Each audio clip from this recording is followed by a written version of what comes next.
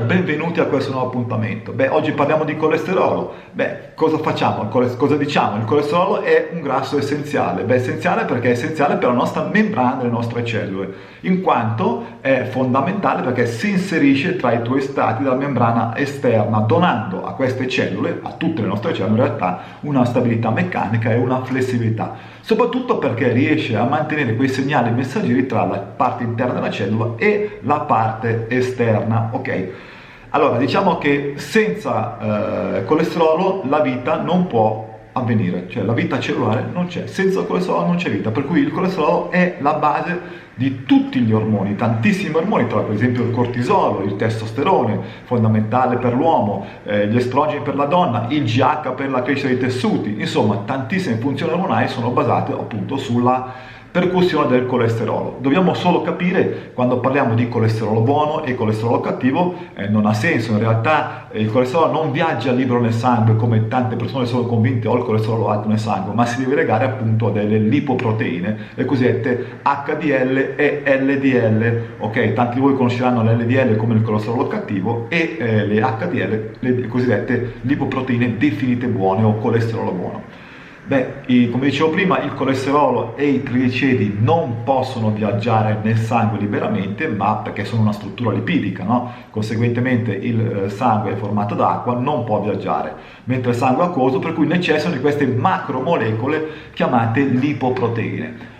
Ora vi dico che gran parte di voi non conoscono le cosiddette VLDL, ovvero Very Low Density Protein. Vuol dire che sono macromolecole ancora più grosse e hanno una caratteristica molto fondamentale, innanzitutto perché al loro interno contengono i trigliceridi e trasportano soprattutto alla cellula questi forme di trigliceridi quando la cellula necessita di molta energia. In realtà queste VLDL sono fondamentali perché producono molta energia a livello mitocondriale, ma il problema è quando noi mangiamo tanti carboidrati e il recettore di questa cellula è saturo e il corpo rilascia questi trigliceridi attraverso l'acetilcoenzima A-reduttasi, che è un enzima, facendoci depositare grasso soprattutto nella parte viscerale. Le cosiddette VLDL vengono poi trasportate in trigliceridi sotto forma di grasso. Perché? Perché abbiamo mangiato troppi carboidrati.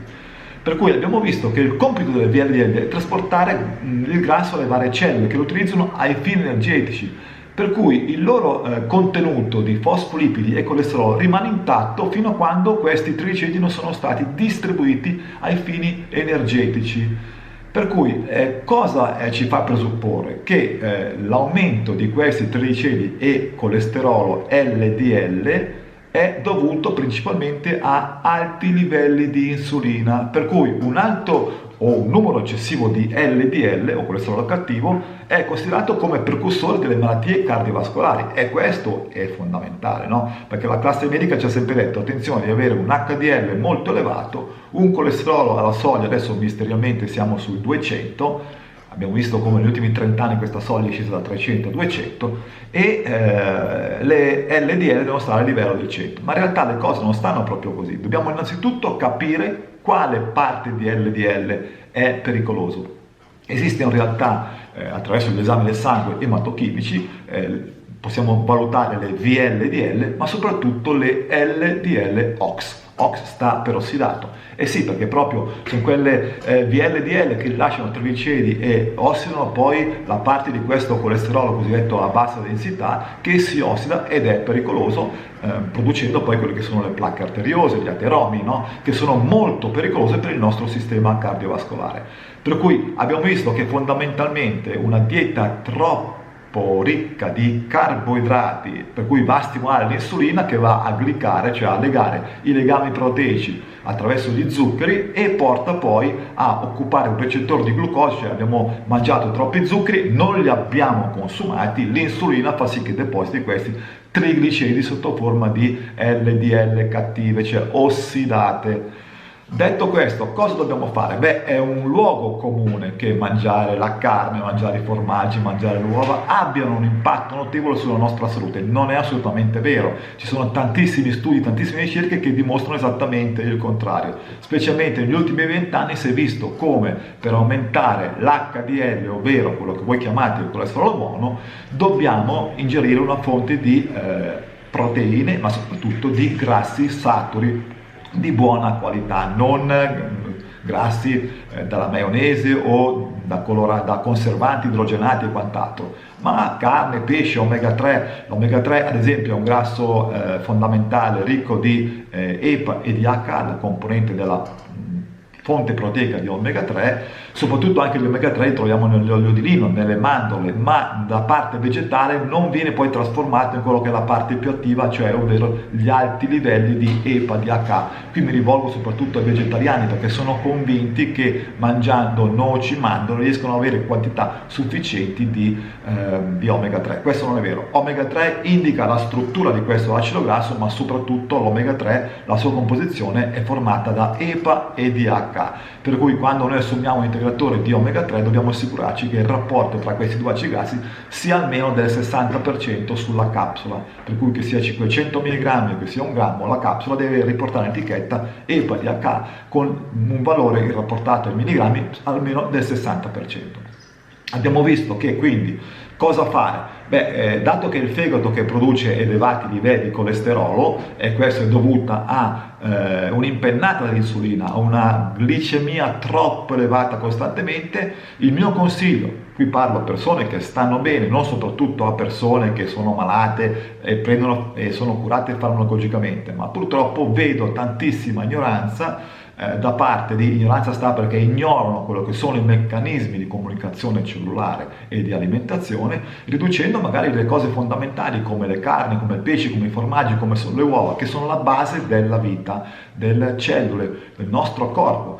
Per cui non dobbiamo prendere la statina quando abbiamo il colesterolo a 200-220 solo perché il medico ci ha detto che perché la statina non è altro che un farmaco che spegne degli interruttori genetici a livello del fegato, cioè non fa produrre più a livello del fegato, no, scusate, non fa più produrre al fegato il colesterolo, che è fondamentale per la nostra vita.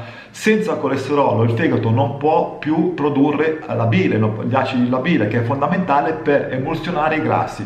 Questi grassi poi attraverso i chilocromi vengono trasportati nei villi intestinali e trasportano poi quello che sono le vitamine liposolubili, la vitamina A, la vitamina D, la vitamina E, la vitamina K, fondamentali per la crescita cellulare. Per cui scordatevi che mangiando meno formaggio, meno uova il vostro colesterolo si abbassa. Dovete ridurre quello che è il quantitativo di carboidrati, di zuccheri semplici, l'eccesso ad esempio di frutta, perché vedo ultimamente questa moda di queste centrifughe dove tutti devono buttare giù quintali di mele, carote, insomma tutti i frutti per bersi questi frutti dove la fibra è stata tolta e beviamo esclusivamente fruttosio. Pensate che noi per genetica non riusciamo a convertire oltre i 30-40 grammi al giorno di fruttosio in glucosio, perché ricordo tutti che qualsiasi carboidrato tu mangi nell'intestino deve arrivare il glucosio. Ecco, noi a differenza di tante altre specie animali abbiamo un enzima che non riesce a convertire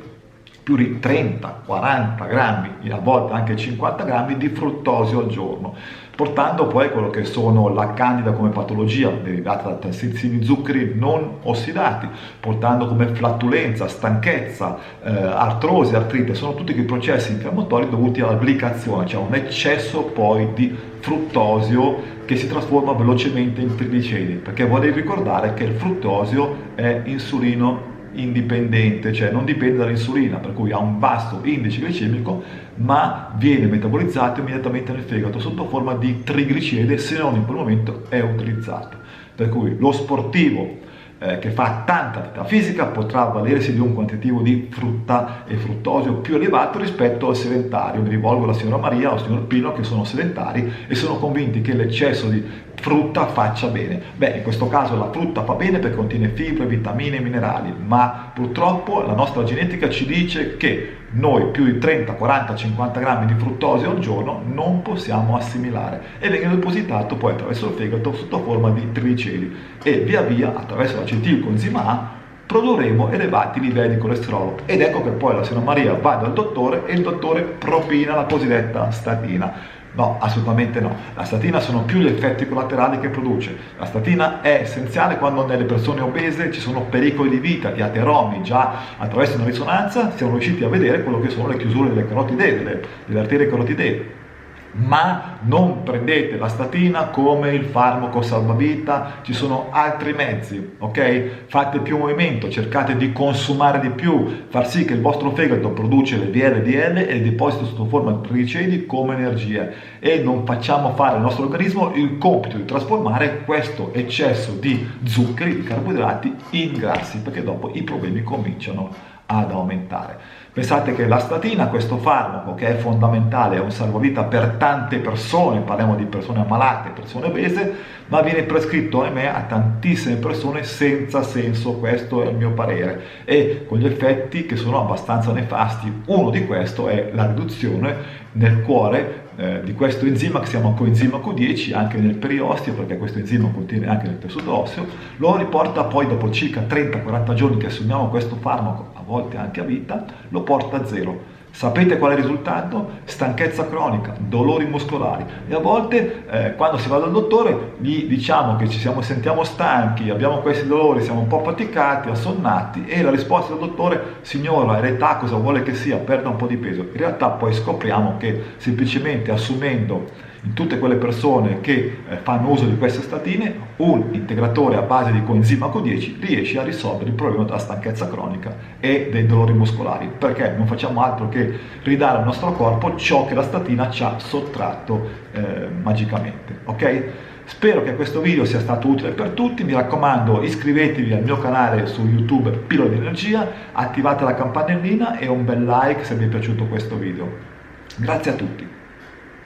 Ah, dimenticavo, per quelle persone poi naturiste che sono convinte che la compressa di riso rosso fermentato come integratore naturale, ovvero la statina cosiddetta naturale, beh, dovete sapere che il riso rosso fermentato, qui lo dicono gli studi, non lo dico io, gli stessi effetti collaterali della statina, perché la monocolina che è contenuta sia nel farmaco che nel riso rosso fermentato, perché in natura non esiste riso rosso fermentato, non è altro che riso dove è stato fatto fermentare dentro una muffa particolare di colore rosso di cui ne conferisce e autoproduce la monocolina. Pensate che anche questo integratore ha gli stessi effetti collaterali della statina vera e propria, per cui sfatiamo anche questo mito che io prendo l'integratore di riso rosso fermentato, è vero che ti abbassa il colesterolo, ma sono più gli effetti collaterali di quello che noi stiamo assumendo che non un comportamento molto consapevole, ovvero consumiamo di più di quello che noi introduciamo, facciamo movimento, l'uomo è fatto per muoversi, che voi facciate nuoto, palestra, piscina, semplice passeggiate, muoviamoci, solo così potremo ridurre il colesterolo. Alla prossima, ciao!